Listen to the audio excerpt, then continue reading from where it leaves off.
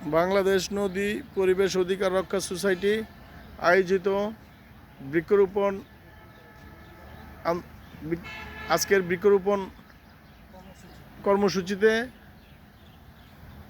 অংশগ্রহণ করেন নদী পরিবেশ রক্ষা অধিকার সোসাইটির চেয়ারম্যান জনাব রবিউল ইসলাম রবি এবং সংগঠনের অন্যান্য সদস্যরাও উপস্থিত ছিলেন।